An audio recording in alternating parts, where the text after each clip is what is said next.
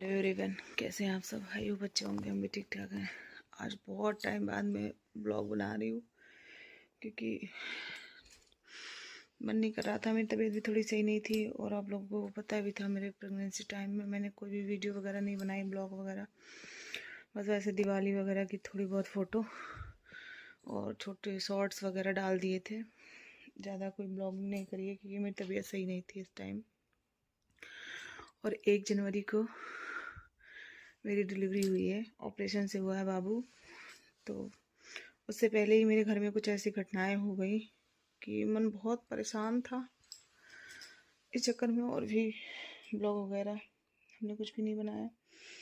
लोग अपनी पूरी प्रेगनेंसी जर्नी दिखाते हैं, पर हमें पहली बात अच्छा भी नहीं लगता ऐसे दिखाना, और इस वजह से हमने कोई वीडियो वगैरह भी नहीं बनाई। और क्या कहूँ, ऐसी ऐसी 2 घटनाएं अचानक मेरे जीवन में घट गई जिसके लिए बहुत दुख होता है। वो भी ऐसे टाइम में कि जब मैं ना जाने को थी ना मैंने मतलब आखिरी बार देखा भी नहीं। 1 तारीख को मेरी डिलीवरी डेट थी और 23 दिसंबर को मेरे मामा का लड़का जो कि 25-26 साल का था, उसे अटैक पड़ गया, वो एक्सपायर हो गया। और जो मेरा मायका है यहाँ से 400 किलोमीटर दूर है, बहराइच, हम उत्तराखंड में रहते हैं। तो लास्ट टाइम में ना तो मैं जाने को थी, ना मैं जा पाई, ना मैंने उसे देखा, बस ऐसे ही रह गई। और वो भी ऐसे भी होता होगा ना मामा का रिश्ता कि बहुत दूर रहते होंगे तो लोगों को कम लगाव होता होगा। पर मेरे मामा का घर मेरे घर से 500 मीटर की दूरी, 500 मीटर भी नहीं रहा होगा, इतना पास था। मेरा सारा बचपन सब कुछ वहीं बीता और फिर भी मैं उसे, क्योंकि 1 आध घंटे का रास्ता हो तो जैसे तैसे जाके देख के आ भी जाते, लेकिन बहुत दूर होने के कारण मैं जा भी नहीं पाई। और बचपन से, और उसके बाद जिस दिन उसका मतलब हमारे यहाँ 10वां 13वीं का संस्कार जो होता है, 1 तारीख को उसका 10वां था और उसी दिन मेरा बाबू हुआ था। और 4 तारीख को उसकी 13वीं थी। तो खाली पापा आ पाए थे, मम्मी आ भी नहीं पाई थी। और मेरी छोटी वाली चाची आई थी क्योंकि यहाँ पे मम्मी अकेली हैं, तो हॉस्पिटल में 2 लोगों के लिए ट्रेन की टिकट वगैरह 25 की दोनों की हो रखी थी। लेकिन ऐसा हो गया 23 को ही, तो फिर दोनों नहीं आ पाए। फिर पापा और चाची बाद में बस से आए थे। तो कभी कभी ना ऐसी घटनाएं हो जाती है ना, ऊपर वाले का लिखा तो कोई टाल नहीं सकता। बहुत दुख होता है जब ऐसे टाइम में जिसके साथ पूरा बचपन बीता हो, सब छोटी सी बात पहुंच जाते थे और जब नहीं पहुंच पाते हैं तो बहुत बुरा लगता है। इतना तो था ही, एक आदमी ने मेरा बहुत करा था। और ये सोचिए कि 4 तारीख को उसकी 13वीं थी और 14 तारीख को 10 दिन बाद मेरी नानी भी खत्म हो गई। वो नानी, जब मैं जाती थी तो मैं सबसे पहले नानी को ढूंढती थी।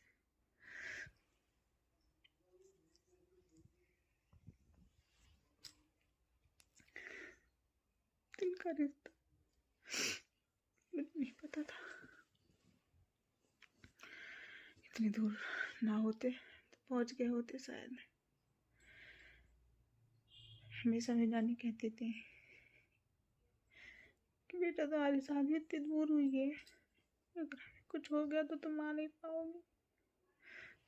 और आज इसी बात पर रोना आ रहा है कि हम सच में नहीं जा पाए। मेरे नाना खत्म हुए थे तब भी हम नहीं जा पाए थे, और मेरी नानी खत्म हुई तब भी नहीं जा पाए।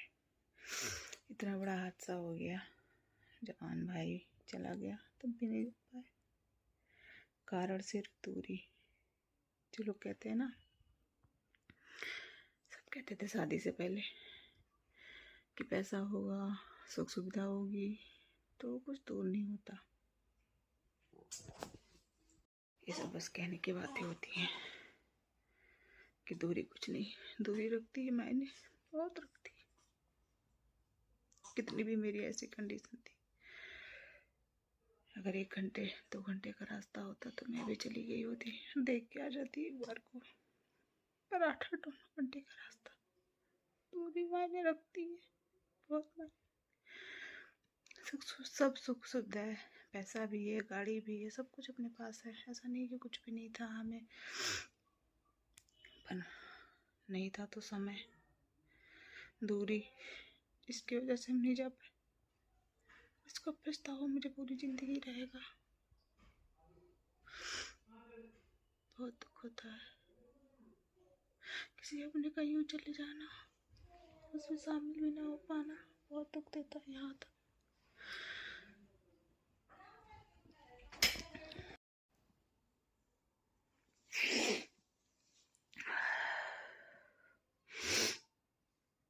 भी पैसा हो, कितनी भी सुख सुविधा हो, कुछ काम नहीं आता। दूरी हमेशा दूरी ही होती है।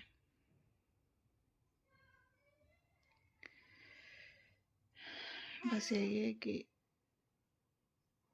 क्या कर सकते हैं, मन इतना दुखी है। कल मेरी नानी की 13वीं भी हो गई, उसमें भी नहीं जा पाए हम।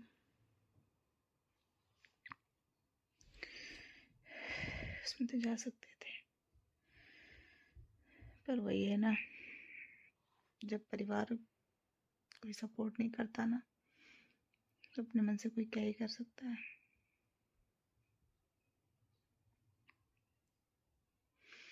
किसी ने भी एक बार नहीं कहा कि हाँ वहाँ जाना चाहिए। चलो तो मजबूरी थी, कोई नहीं जा पाया था, उस टाइम में हॉस्पिटल में थी, पर जा सकते थे लेकिन नहीं गए। इस बार तो जा ही सकते थे, क्या ही करती जाके, जब देखा नहीं उन्हें तो खाना खाने जाते खाली। चलिए बस, ज़्यादा कुछ नहीं कहना है।